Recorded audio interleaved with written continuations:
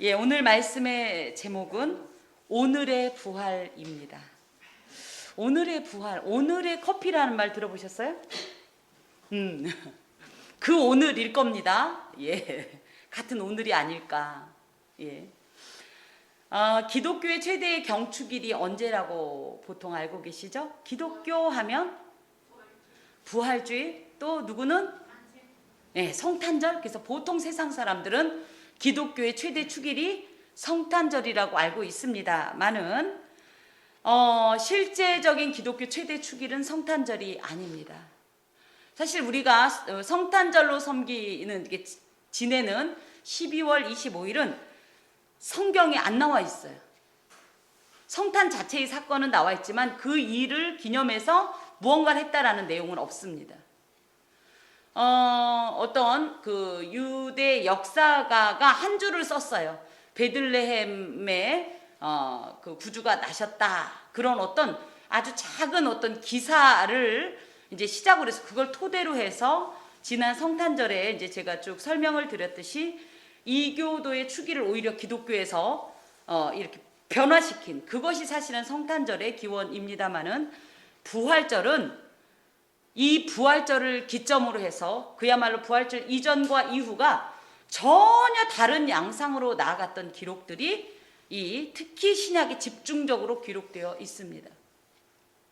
실제로 예수님의 성탄에 관한, 그러니까 탄생에 대한 기사는 4개의 복음서 중에 마태복음과 누가복음에밖에 없어요. 마태복음, 그러니까 저희는 예수님의 탄생이 대단해서 물론 대단하시지만 그래서 모든 복음서에 나와 있다고 생각할지 모르지만 마가복음에 동방박사의 이야기가 나와 있고요. 누가복음에는 목자들이 그 탄생하신 그 구주 예수 그리스도를 방문했던 이 정도의 기사만 다루고 있고 오히려 마가와 요한에는 기록되어 있지 않습니다만 부활절은 모두 다 모든 복음서에 기록되어 있을 정도로 아주 중요한 기독교의 축일이 되겠습니다. 그래서 기독교의 최대 경축일은 성탄절이 아니라 부활절이다. 주님의 부활은 기독교의 모태요. 주님의 부활을 맞은 날부터 제자들은 그간 안식일을 중심으로 한 유대교의 전통 속에 있던 이 제자들이 이 모든 것을 다 버리고 주일에 주의 날에 주님께서 부활하신 그날에 그야말로 주님의 명령대로 주님의 만찬을 재현하고 또 주님의 생애와 말씀을 더욱더 힘있게 이렇게 외쳤던 것입니다. 특별히 부활 사건은 모든 종교에 있는 것이 아닙니다. 부활이란 표현은 기독교 유일한 이 명사이고 정의이고 개념입니다. 기독교만이 갖는 특유한 역사적인 사실로서 어느 종교에서도 발견할 수 없는, 그래서 기독교만의 가장 자랑스러운 승리의 날입니다. 어느 종교에도 죽음이 정복됐단 말이 없어요. 그런데 기독교에만 죽음이 정복됐다, 죽음이 패배했다라는 기록이 바로 나와 있는데 그것이 바로 뭐다? 부활이다.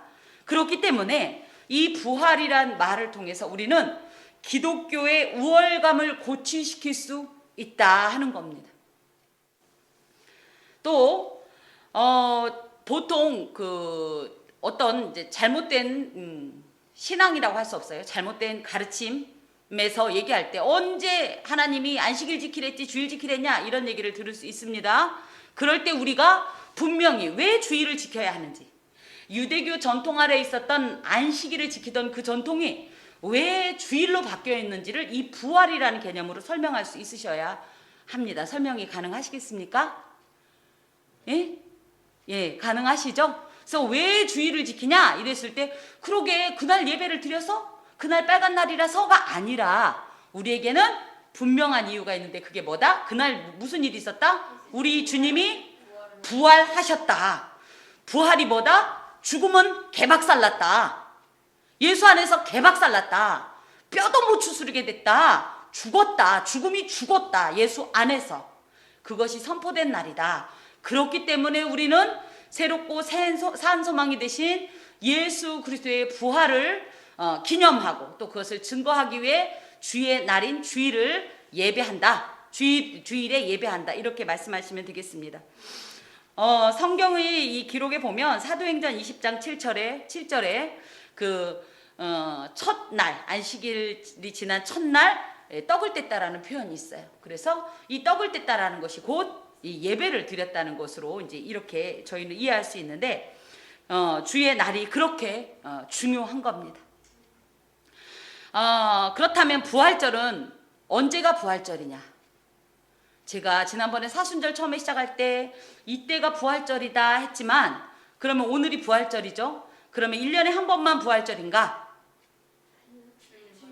예, 그렇습니다. 매 주일이 예수님의 부활을 기념하고 그것을 확인하면서 만끽하고 감격하는 날이기 때문에 우리에게는 매 주일이 부활절입니다. 다만 오늘 같은 이런 부활절과 달리 매 주일에 계속 반복적으로 이렇게 기념되어지는 주일을 조금 구분하기 위해서 작은 부활절이라고 부르지만 그 의미는 같다. 그 의미는 같다. 그렇기 때문에 실제적으로 한 집사님은 지난 고난주간 동안에 죽을 고생을 하면서 고난을 겪었는데 이번 주일을 맞아서 지금 예수님의 부활을 만난 이 집사님의 표정이 해같이 빛나는 것으로 봐서 과연 주의 부활이 임했다. 저는 이렇게 확신을 합니다. 이 작은 부활절은 특히 주일 오전 예배에 더 그 어떤 의미를 더 부여해서 그래서 우리가 다른 예배도 다 이제 같은 예배라고 보지만 예배 중에 더 중요한 예배는 없어요. 저희 어렸을 때 뭐라고 그랬죠?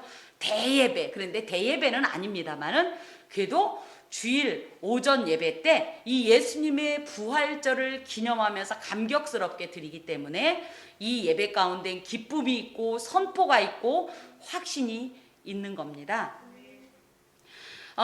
이 기독교 신앙의 가장 중요한 내용이며 고백인 부활은요, 그야말로 우리 주님이 죽음을 정복한 그런 사건이기 때문에 놀랍기도 하지만 이것이 예수님으로 끝났으면 우리와 무슨 상관인고, 그렇죠? 이 예수님의 부활이 우리 삶에 그대로 재현될 것이라는 어떤 믿음과 그에 대한 고백이 있을 때 주의 부활이 나의 부활이 될 수 있습니다. 그렇기 때문에 이런 부활절을 단순히 2000년 전에 어떤 기념할 만한 하나의 사건으로 기억하는 것이 아니라 어떻게 해라? 이 신앙은 이 부활은 곧 나의 부활이라는 현재적 신앙을 가지고 또 그 예수님의 부활하심처럼 나도 부활에 참여하리라는 훗날의 소망으로 이렇게 삼아야 할 것입니다. 오늘 본문을 좀 보면 오늘 본문은 예수께서 죽임을 당하신 날로부터 그날이 몇 요일이었어요? 금요일이었습니다. 그리고 나서 사흘 후니까 금토주에서 오늘 새벽에 2000년 전 오늘 새벽에 일어난 일입니다. 본문을 보면서 좀 보시면 예수께서 부활하신 안식 후 첫날 아침 일찍 마가복음 16장 1절에 보면 요 바로 전의 내용이 기록되어 있습니다. 그 내용에 의하면 막달라 마리아, 야고보의 어머니 마리아, 이 살로메도 마리아예요. 세 명의 마리아께서 마리아가 예수님을 금요일날 해지기 전에 장사하려고 급하게 향품도 바르지 않고 장례를 치렀습니다. 왜 향품을 발라야 하냐면 우리나라는 장례를 치르면 어떻게 하죠? 아주 깊숙한 곳에, 그죠?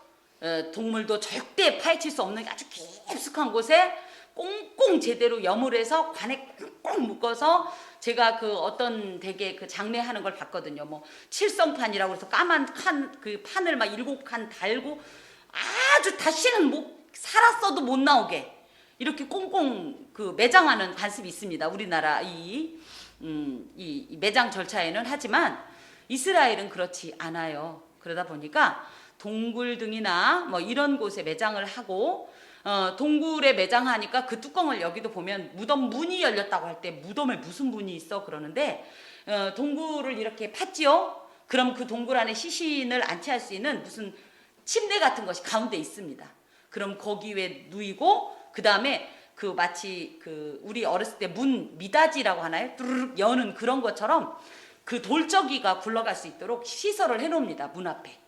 그러면 그 큰 돌을 굴려서 탁 막는 거예요. 그런데 아무리 막아도 어떤 일이 있냐면 그 안에서 시신이 상하면 그 냄새가 밖으로 나오기 때문에 그것을 이제 최소화하기 위해서 이 몰약 등의 이 향품을 바릅니다. 그래서 예수님께서 동방박사들에게 받았던 3가지 예물 중에 몰약이 있는데, 이 몰약이 뭐냐면 예수님의 장례를 예표한 부분도 있거든요. 그래서 이 보통 향품을 바르는 관습이 있었는데 너무 늦게, 왜냐하면 해가 딱 지는 순간 안식이 시작되는데 이때는 부정한 것에 일체 관여할 수가 없어요. 그들의 이 규례상. 그렇기 때문에 그 전에 부랴 예수님의 시신을 안치했었거든요. 그것이 이 여인들은 특히 이제 남성분들보단 여성들이 조금 더 섬세합니다. 그러다 보니까 워낙 예수님을 사랑했던 이 여인들이 그렇게 그 시신에 향품을 바르고 싶어서 예수님의 무덤을 찾아왔던 거예요. 그런데 왔다가 그들이 무덤이 빈 것을 발견합니다. 그러면서 거기다 대고 마가복음 16장 6절에 보면 2 천사가 증언을 하는데 어떻게 했다? 그가 여기 계시지 않고 다시 살아나셨다라는 부활의 소식을 듣게 돼요. 그러자 이들이 제자들에게 예수님의 이 부활 소식을 전합니다. 그러자 지금 20장 1절부터 쭉 나와 있는 내용은 뭐냐면, 그 소식을 들은 베드로와 요한이 무덤을 찾아왔는데 빈 무덤인 것을 확인하고, 그리고 나서 어떻게 하냐면 이들은 예수님을 보지 못하고 돌아갔어요. 그러고 난 이후에가 지금 11절이 기록되어 있는데, 모두 아까 세 명의 마리아들은 다 갔는데 그 중에 한 마리아인 막달라는요, 다른 여자들과는 달리 무덤에 다시 돌아옵니다.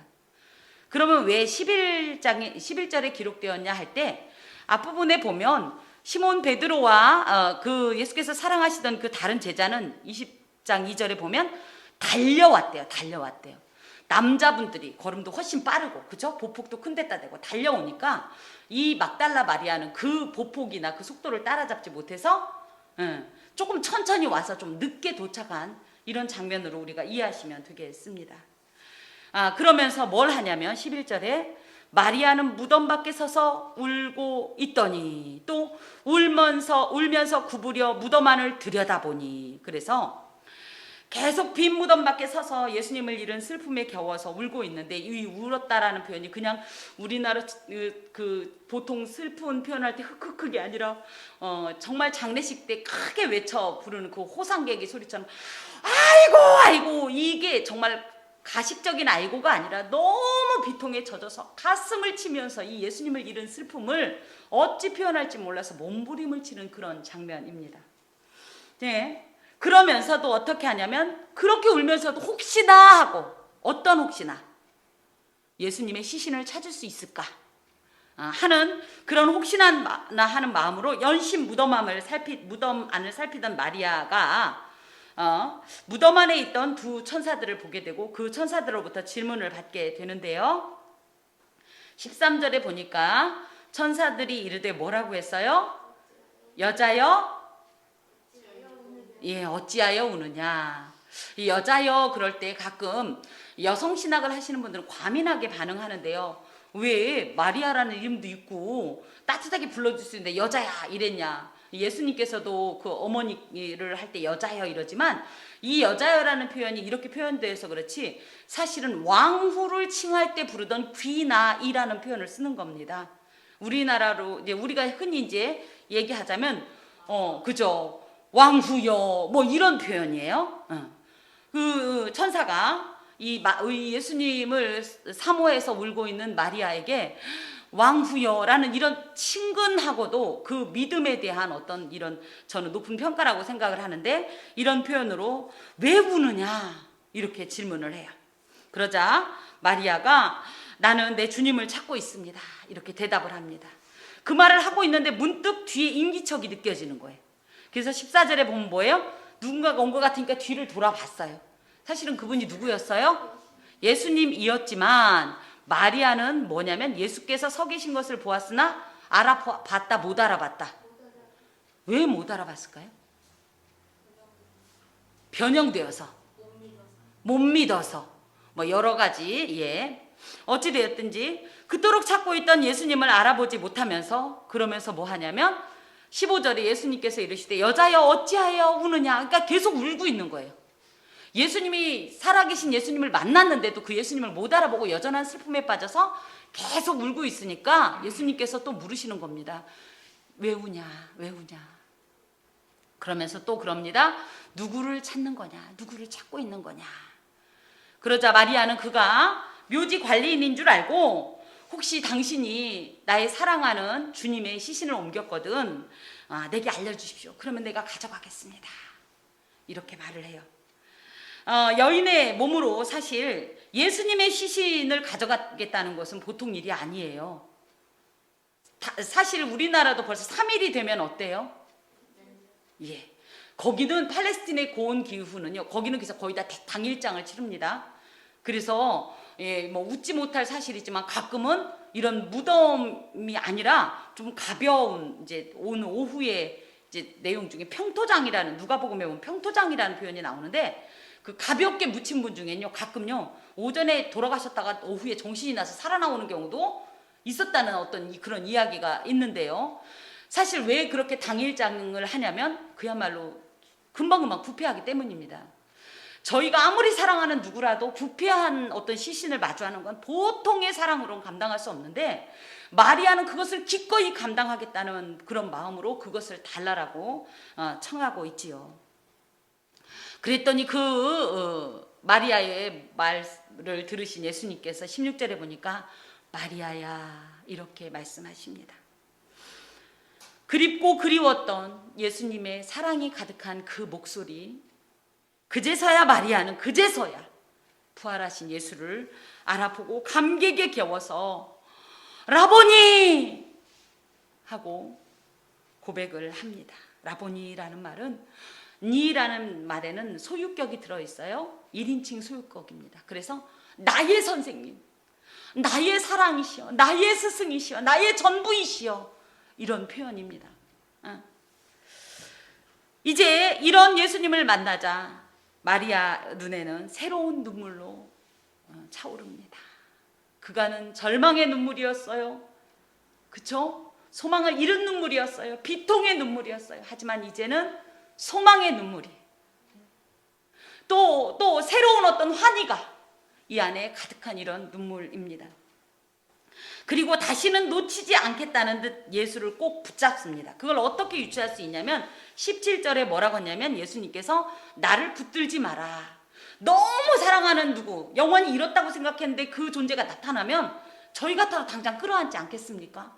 다시는 놓칠 수 없다. 내가 다시는 당신을 빼앗길 수 없다라는 마음으로 끌어안는 거지요. 이렇게 붙잡자 예수님께서 마리아에게 말씀하십니다. 나를 붙잡는 것을 그만해라. 왜냐하면 나에게는 아직 사명이 남아있다. 사역이 남아있다. 그게 뭐냐면 아버지께로 올라가서 그때부터 해야 할 일이 있다. 그래서 부활로 끝나는 것이 아니라 승천까지를 예수님의 이 지상 이 사역으로 봅니다. 이 승천하여서 예수님께서 하실 일이 뭐냐면 첫 번째 약속하신 대로 처소를 예비해 줘야 돼요. 요한복음 14장에 보면 내가 처소를 예비하러 간다. 그것이 다 되면 내가 너희를 데리러 오겠다는 이런 약속을 하셨기 때문에 처소를 예비하고 또 한 가지가 뭐냐면 성령을 파송하셔야 되기 때문입니다. 역사적 예수께서 계시던 이 기간에는 그야말로 저희가 물론 그때도 성령이 같이 역사를 하셨지만 그래도 본격적으로 예수의 이름으로 아버지의 영이기도 하지만 아들의 영이신 성령을 파송하셔야 됐기 때문에 그렇다고 예수님 마리아가 붙잡는다고 해서 그거 못 떨치냐 이런 개념보다는 지금 예수님의 이 사역이 남아 있다라는 것과 또 한 가지는 이렇게 당신이 마리아가 붙잡고 제자들이 붙잡는다고 해서 세상이 붙잡는다고 해서 이렇게 머물러 있다 보면 아버지의 뜻을 성취할 수가 없다라는 이런 말씀을 통해서 지금 예수께서 이곳에 머물러 있는 것이 오히려 하나님의 구속사적 계획을 진행시키는 데는 방해가 된다라는 그런 의미도 갖고 있습니다. 이제 마리아는 빈 무덤 앞에서 머물지 않고 충격에서 벗어나서 감격으로 제자들에게 주의 부활을 전합니다. 내가 주를 보았다. 또 주께서 뭐라고 말씀하셨다? 내 아버지 곧 너의 아버지다. 내 하나님 곧 너의 하나님이다. 그리고 또 다른 복음서에 보면 갈릴리로 내가 약속한 대로 먼저 가 있을 테니 거기로 와라. 이런 말을 전합니다. 여러분 혹시 본문을 읽으면서 그간 이 본문을 볼 때 혹시 좀 답답하거나 조금 의문스러운 부분을 발견하지 못했었나요? 우리 교회 집사님들은 믿음이 너무 좋아가지고 그쵸? 무조건 그냥 예수님 말씀이면 그냥 무조건 덮어놓고 아멘 그냥 아멘 못 믿어도 눈 질끈 갖고 아멘 이러는데 사실은 그 뭔가 조금 앞뒤가 안 맞는 것 같은 그 부분에 아주 핵심이 있는 경우가 많습니다. 그래서 그런 부분 가볍게 넘기지 마세요. 어라? 이게 무슨 뜻이야? 말도 안 되잖아 하는 것들을 좀 파보세요. 내지는 그래도 여러분보단 조금 더 전공한 목회자한테 질문을 해보세요. 그 안에 아주 중요한 포인트들이 많이 숨겨져 있습니다. 저는 이런 부분을 발견합니다. 뭐냐면 첫 번째 13절에 천사들이 이르되 여자여 어찌하여 우느냐? 아니 천사라면 솔직히 얘기해서 알아요 몰라요 지금? 마리아가 우는지 왜 이유를 알아요 몰라요? 왜 울어요 지금 마리아가? 예수님을 잃어버렸으니까 예수님이 돌아가셨으니까 심지어 돌아가셨어도 시신이라도 계셨으면 좋겠는데 그 시신마저 잃어버렸다고 생각하니까 울고 있는 거예요. 그런데 그걸 천사가 모를 리가 없지요. 그런데 왜 여자여 왜 우느냐 이럴까요? 또 15절에도 보니까 뭐라고 예수님도 또 나타나서 아니 당사자가 이러시면 되겠어요? 뭐라고 그래요 또? 여자여 어찌하여 우느냐? 또 누구를 찾느냐? 예수님 맞아요? 어때요? 이런 질문 안 해보셨어요? 저는 뭐야 사람 갖고 노나? 아니 예수님이라며 왜 이걸 몰라? 왜 우는지? 근데 왜 물어? 약 올리나? 역시 우리 집사님들은 대단하십니다. 저는 궁금한 건 못 참습니다. 그래서 굉장히 뒤지는 편이라고 여러 번 말씀을 드렸는데 여러분은 이 부분을 어떻게 보십니까?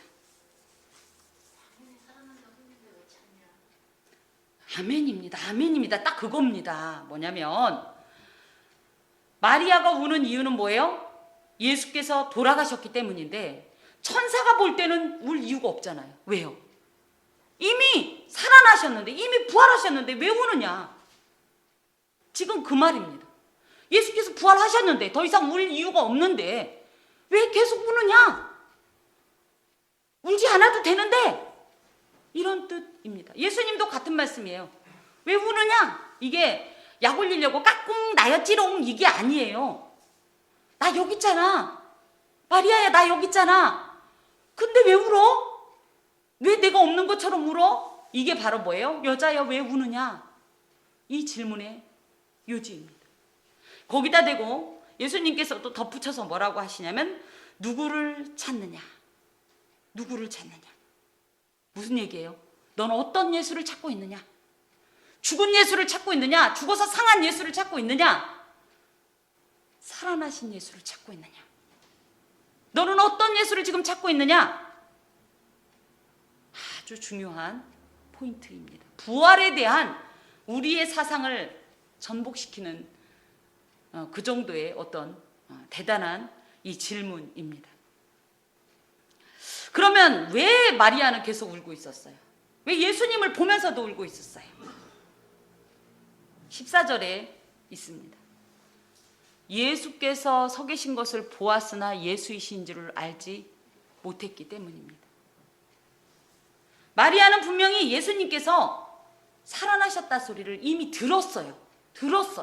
부활의 소식을 이미 들은 상태예요. 그런데 중요한 건 뭐예요? 들었지만 그 사실을 믿지 않았어요. 믿을 수가 없었어요. 세상에 사람이 아까처럼 그래요. 오늘 오전에 죽었다가 오후에 깜빡 깰 수 있죠. 그래서 우리나라도 그 병풍 뒤에 뭐 향내 맞는다. 그게 그 표현이라고 누가 예전에 그렇게 얘기를 해줬던 생각이 나는데. 그래서 혹시 몰라서 그렇게 좀 물론 장례를 준비하기도 하지만 그런 시간을 버린다고 하는데 지금 사실은 죽은 지 사흘이나 됐는데 안 깨어났다는 건 진짜로 간 거잖아요. 그죠? 그런데 그런 주께서 살아났다라는 것은 이 인간사 속에는 있었다 없었다? 없었다라고 얘기하려고 그러니까 언뜻 또 뭐가 생각나지 않아요? 죽은 나사로가 살아났다네. 며칠 뒤에. 거기는 나흘 뒤에. 어찌됐든 마리아는 지금 이 사실을 인정하지 않으니까 사실인데도, 실제인데도 그것을 믿지 못하고 인정하지 못하고 계속 울고 있는 겁니다. 그와 같은 마음이기 때문에 눈으로 보아도 부활하신 예수님을 알아보지 못한 것입니다.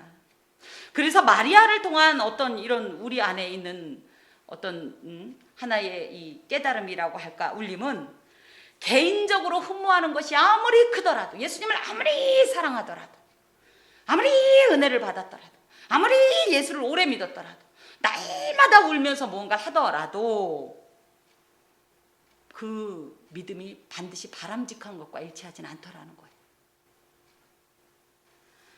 이 마리아가 얼마나 예수님을 흠모했냐면 심지어 뭐예요? 시신이라도 모셔가겠다. 그리고 우리나라 본문에는 그렇게 많이 나와 있지 않지만 13절에 보면 사람들이 내 주님을 해서 그냥 퀴리오스, 그냥 아도나이, 그래서 나의 어떤 스승 정도로만 표현해도 좋아요. 그냥 스승님이라고 해도 되는데 내 주님, 그래서 얼마나 그 예수님에 대한 사랑이 지극했는지를 표현하고 있고요. 아까도 표현한 대로 라보니라는 이 표현에는 그냥 선생님 이런 뜻이 아니라고, 나의 선생님, 나의 전부이시여, 나의 모든 것이시여, 이런 간절한 고백을 드리는 이런 흠모함으로 따지면 누구와도 비교할 수 없었던 이런 마리아이지만 바람직한 믿음이 아니다 보니까 도리어 예수를 알아보지 못하고 계속적으로 무덤 앞에서 울고 있더라. 만약 마리아가 예수의 부활에 대한 바른 지식과 굳은 믿음이 있었다면 그토록 큰 슬픔과 절망 가운데 괴로워하진 않았을 겁니다. 여러분, 오늘 아침에 저는 이제 제 아들에게 그렇게 문자를 보냈습니다. 해피 이스터. 여러분, 메리 크리스마스는 참 많이 하지 않나요? 메리 크리스마스는 참 많이 하는데 그럼 부활절엔 뭐라고 그러지? 그게 이제 뭐 쭉 부활해도 좋고요, 다 좋은데 조금 있는 척 하느라고, 아는 척 하느라고 해피 이스터, 그래서 주님이 부활하신 것, 이 행복한 주님의 부활, 이제 이런 뜻이긴 한데, 여러분의 신앙의 현재적 주소는 어디입니까? 메리 크리스마스에 머물고 계십니까? 아니면 해피 이스터까지 오셨습니까? 혹시 아직도 메리 크리스마스에만 머물고 계십니까? 그래서 아직 부활은 실감하지 못하고 계십니까? 한번 오늘의 이 말씀을 통하여서 우리의 이 신앙의 현재적 주소를 좀 상고할 필요가 있습니다. 나는 어디에 속한 자인가? 나는 축성탄에 머물러 있나? 아니면 예수님의 부활을 만났는가? 예수님의 성탄을 기억하며 기쁨과 감사, 감격이 가득한 신앙인에게 예수님의 부활이 하나의 이론에 불과하다면 우리는 아직도 부활하신 예수님을 보지 못하는 마리아처럼 예수님의 부활을 믿지도 인정하지도 않고 있는 것입니다. 당연히 그렇기 때문에 그 부활의 효력을 누릴 수가 없습니다. 우리의 절망적인 삶 때문에, 실망스러운 현실 때문에 우리가 기대했던 것에 대한 어떤 낙심 때문에 여전히 우리는 무덤 앞에서 울고만 있다면 우리는 아직 부활하신 예수님을 만나지 못한 겁니다. 예수님을 만난 이후, 부활하신 예수님을 만난 이후의 마리아를 보면 상황이 변했다 안 변했다? 모든 상황은 그대로인데 단 하나 변한 게 있다면 그간 잃어버렸다고 생각했던, 돌아가셨다고, 영원히 볼 수 없었다고 생각했던 예수님이 부활하셔서 나타나신 그 모습밖에 없는데 마리아의 모습이 전혀 180도로 변화가 되는 것을 보면서 우리는 과연 지금 그런 주님을 만난 자인가? 아니면 부활하신 예수님을 만나기 이전의 마리아처럼 계속 무덤 앞에서 울고 있는 자인가? 부활하신 예수님을 만났을 때, 예수님의 부활을 확신했을 때 마리아는 더 이상 울지 않았어요. 물론 감격의 눈물은 흘리긴 했지만 아까처럼 그렇게 비통한 그런 울음을 내지 않았습니다. 그리고 더 이상 그간 계속적으로 지켜봤던 무덤 앞을 서성거리지 않았습니다. 오직 예수만 붙잡고 예수만 믿고 예수만 바라보고 예수만 신뢰하고 예수만 의지하고 주께서 명하신 그 길을 기쁨으로 행했습니다. 그리고 더 이상 흔들리지 않았습니다. 그렇기 때문에 우리 또한 더 이상 무덤 앞에서 우는 일은 없어야 해요. 예수님 부활하셨다면서요. 예수님께서 부활하신 사실을 믿는 사람이라면 무덤에서 떠나십시오. 무덤 앞에서 서성거리지 마십시오. 나의 실망스러운 현실에서 좀 벗어나십시오.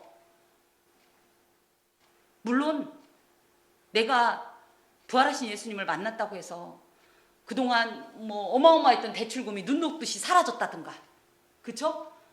실패했던 일들이 갑자기 성공 가도를 달리고 있는 그런 현상으로 바뀐 일은 전혀 없습니다. 하지만 놀랍게도 무덤을 떠나는 순간 부활하신 예수님의 관점과 생각으로 이 세상을 바라보고 이해할 수 있다라는 사실입니다. 질문합니다. 여러분은 예수님의 부활하심을 믿습니까? 아멘입니까? 네. 예수님의 부활이 특별히 고린도전서 15장 20절에 보면 잠자는 자들의 첫 열매가 되셨다. 즉 예수님이 부활하신 것처럼 첫 열매이기 때문에 나도 그 중에 어떤 열매가 돼서 나도 부활할 것이다 라는 사실을 믿음으로 고백하십니까? 아멘? 아멘? 예. 그런데 아까도 말씀드린 것처럼 예수의 부활이 나의 부활임을 믿는데도 우리는 죽음의 권세인 무덤 앞에서 계속 울고 있습니다. 예수께서 이미 죽음의 권세를 이기시고 부활하셨음을 믿는데도 말입니다. 이거에 대한 해답이 요한복음 11장 24절의 마리아의 대답 가운데 힌트가 있습니다. 요한복음 11장 24절 잠깐 보겠습니다.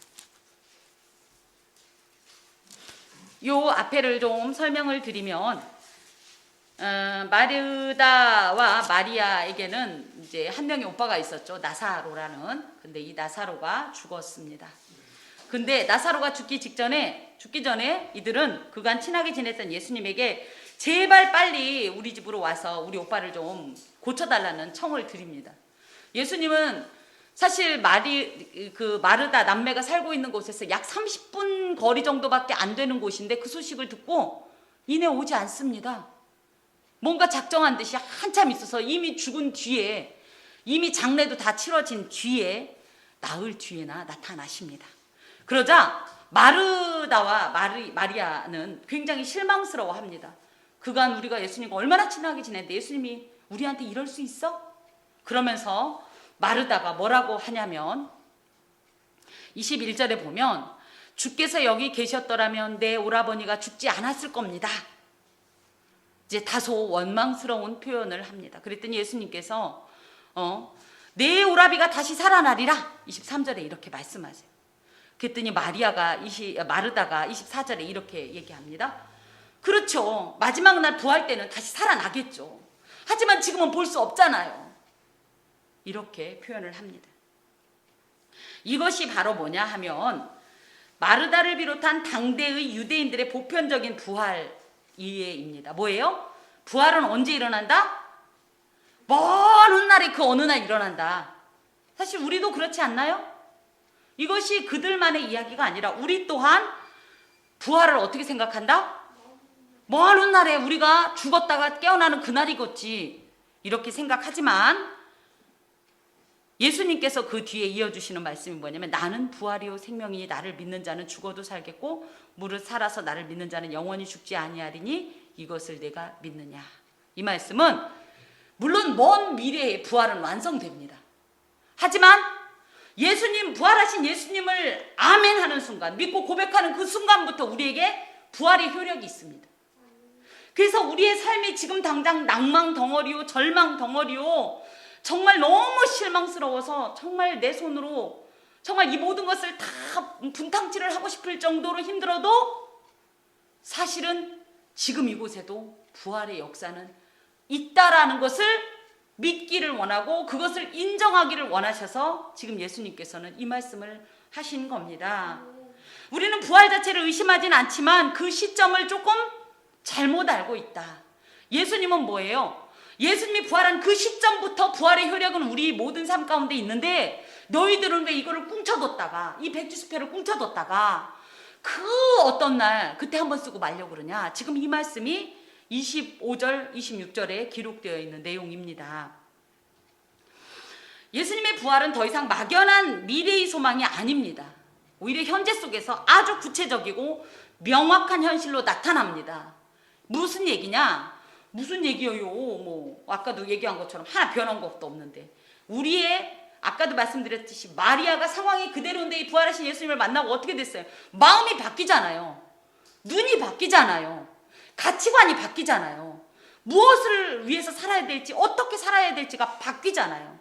그것처럼 부활하신 예수님을 만나면 소위 말하는 보통 보편적인 인간적인 어떤 이런 보는 것, 생각하는 것, 아는 것과는 전혀 차원이 다른 이해가 우리 안에 들어온다고요.